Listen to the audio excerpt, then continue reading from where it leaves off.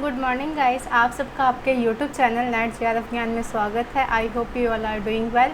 आज के इस वीडियो में हम कुछ पीवाईक्यू एंड उस पर डिटेल डिस्कशन करेंगे जो आपके यूजीसी नेट जोन 2024 के लिए काफ़ी हेल्पफुल होगा। सो बिना देरी किए लेट्स स्टार्ट द वीडियो।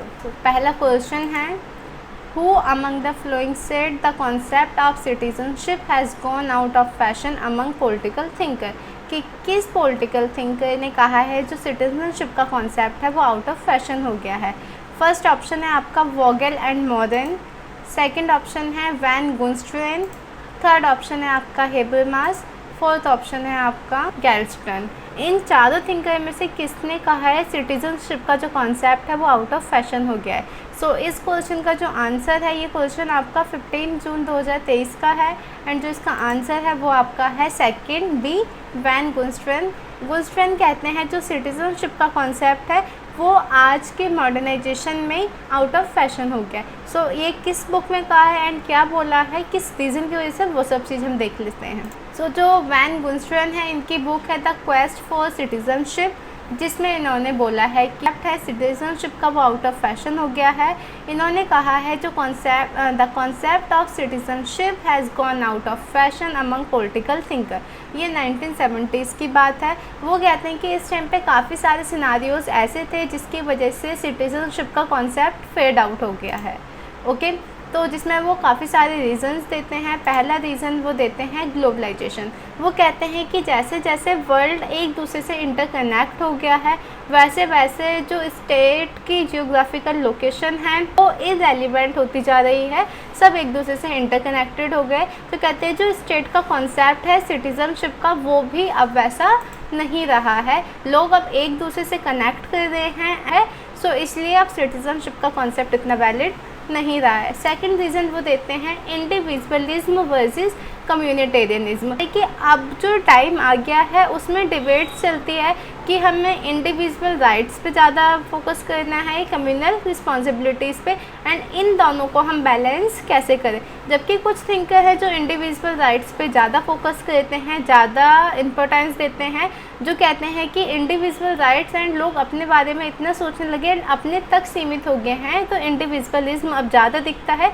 जिसकी वजह से जो कलेक्टिव रिस्पॉन्सिबिलिटी थी, सिटीजनशिप का कॉन्सेप्ट था, वो सब क्या डिमाइश कम होते जा रहे हैं। तो लोग अपने बारे में अपने आप को आगे प्रमोट करना चाहते हैं, तो इसलिए वो कहते हैं वैन गुनस्ट्रेन कि इन सब रीज़नों की वजह से जो सिटीजनशिप का कॉन्सेप्ट है वो आपका आउट ऑफ फैशन हो गया है। ओके, चलिए अब सेकंड क्वेश्चन की तरफ चलते हैं। सेकंड क्वेश्चन है, who among the following dismiss the idea of natural right as rhetorical nonsense. किस थिंकर ने कहा है जो नेचुरल राइट्स हैं वो रेथोरिकल नॉनसेंस है, बकवास है और कुछ नहीं है। ये भी आपका 15 जून 2023 का ही क्वेश्चन है। तो इसमें थिंकर, पहले थिंकर हैं J.S. मिल, सेकंड थिंकर हैं एडम स्मिथ, थर्ड है आपका हर्बर्ट स्पेंसर एंड फोर्थ है आपका बेंथम। इनमें से किस थिंकर ने नेचुरल राइट को एज अ रेथोरिकल नॉनसेंस बोला है? तो जो इसका आंसर होगा, आंसर डी, बेंथम ने। चलिए अब देख लेते हैं बेंथम ने नेचुरल राइट्स के बारे में क्या बोला। पहले हमें ये पता होना चाहिए नेचुरल राइट्स क्या है।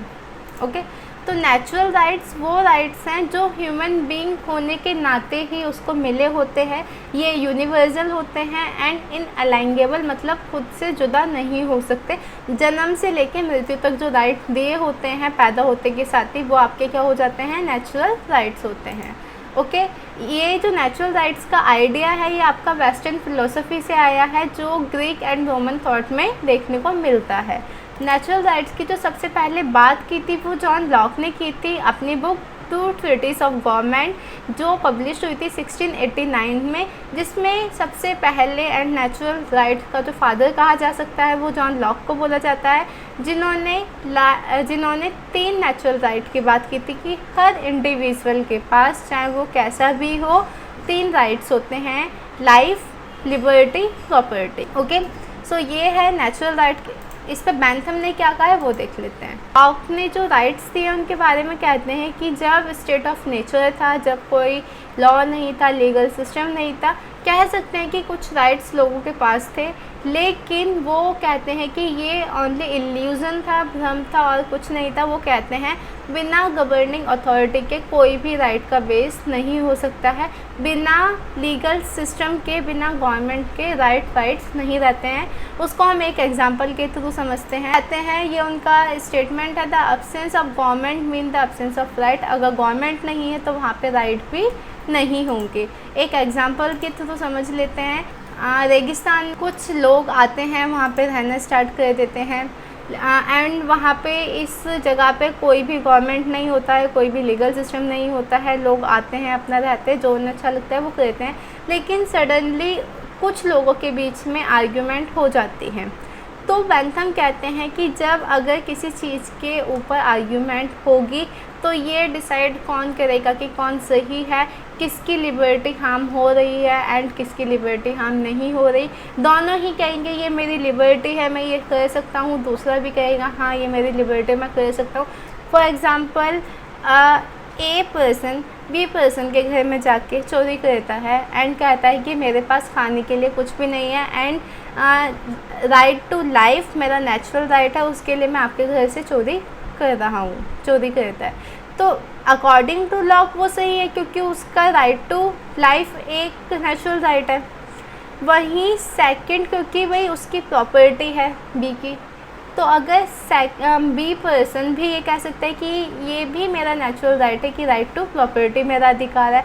अब लॉ के अकॉर्डिंग दोनों का ही नेचुरल राइट है। तो बेंथम कहते हैं कि अगर ऐसी कोई भी आर्ग्यूमेंट होती है तो उस पर जब तक कोई गवर्नमेंट नहीं होगी, लीगल सिस्टम नहीं होगा, हम ये नहीं बता सकते कि कौन किसका राइट सही है या गलत है। इसलिए बेंथम कहते हैं कि जब तक गवर्नमेंट नहीं होगी उन राइट का कोई भी मीन नहीं होगा।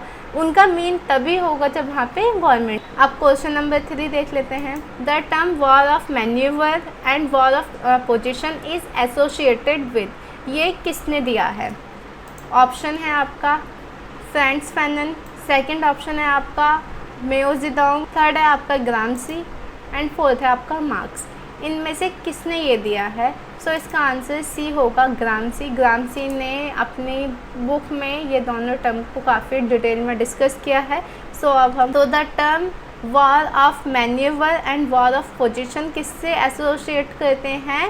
ग्राम्सी से, जो उन्होंने अपनी बुक प्रिजन नोटबुक में दिया हुआ है।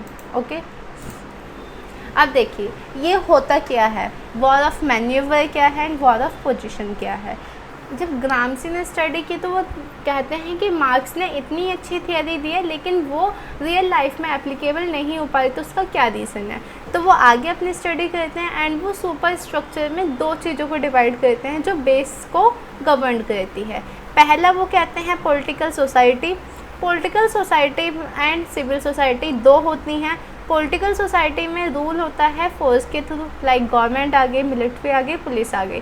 सो ये सब किसके पार्ट हैं? पॉलिटिकल सोसाइटी के। वहीं एक होता है सिविल सोसाइटी जिसमें आपका culture, media, education system, family, religion, ये सारी चीज़ें इन्वॉल्व होंगी। तो वो कहते हैं कि जब हमें मतलब सिस्टम को चेंज करना है तो हमें हर सिचुएशन में वॉर ऑफ मैन्यूवर के थ्रू हम नहीं कर सकते हैं। उन्होंने उसको 2 पार्ट्स में डिवाइड कर दिया। क्या अगर हमें पॉलिटिकल सोसाइटी के अगेंस्ट लड़ना है तो हम वॉर ऑफ मैन्यूवर की तरफ जाएंगे। वॉर ऑफ मैन्यूवर में क्या क्या आ जाएगा? डायरेक्ट अटैक होता है एंड इसमें सडन रिवॉल्यूशन होता है, मतलब स्लोली एंड ग्रेजुअली ना होके एकदम होता है। ठीक है, इसमें चांसेस होते हैं जो हमारा गोल है उसको हम बहुत इजीली या तो अचीव कर सकते हैं या हम बिल्कुल भी अचीव नहीं कर पाएंगे। मतलब या तो टोटली विनिंग होगी या फिर टोटली लूज़ करेंगे। इसमें जो एम होता है, क्या होता है, जो स्टेट है उस पर हम अपना कंट्रोल रख लें, मिलिट्री, पुलिस, ये सारी चीज़ें। सो जो मार्क्स ने अपनी थियरी दी है वो पॉलिटिकल सोसाइटी के ही अगेंस्ट है कि उन्हीं पे हमें अटैक करना है, वो सिविल सोसाइटी की बात नहीं करते।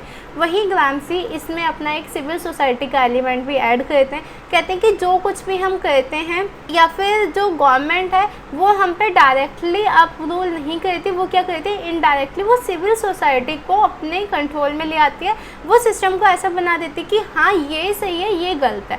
तो इसलिए अगर हमें ऐसे सिस्टम में चेंज करना है तो हमें डायरेक्टली अटैक नहीं करना है, हमें वहाँ के एजुकेशन सिस्टम में इम्प्रूवमेंट लाना है। वहाँ की जो पॉपुलेशन है, वहाँ की जो फैमिली है, उनको एजुकेट करना है। वो कहते हैं कि इसमें हम डायरेक्टली अटैक नहीं करेंगे, इनडायरेक्ट अटैक करेंगे। जैसे अब जो गवर्नमेंट हम पे कंट्रोल रखती है वो डायरेक्टली कंट्रोल नहीं रखती, वो सिविल सोसाइटी के थ्रू कंट्रोल रखती है।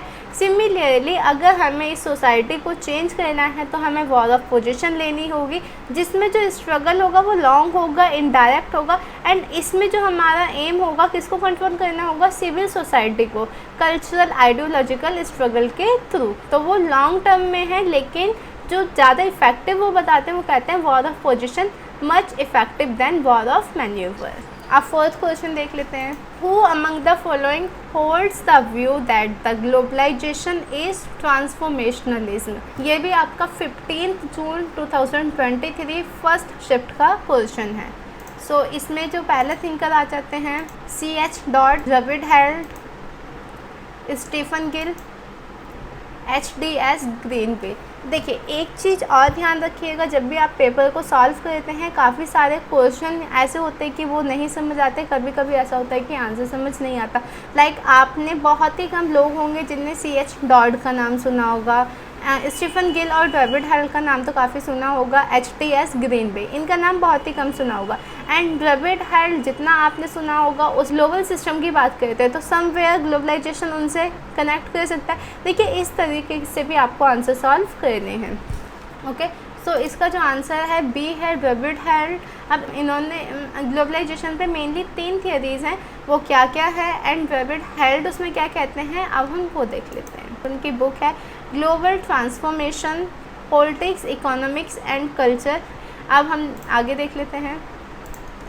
देखिए जो ग्लोबलाइजेशन है उसमें मेनली 3 पर्सपेक्टिव हैं।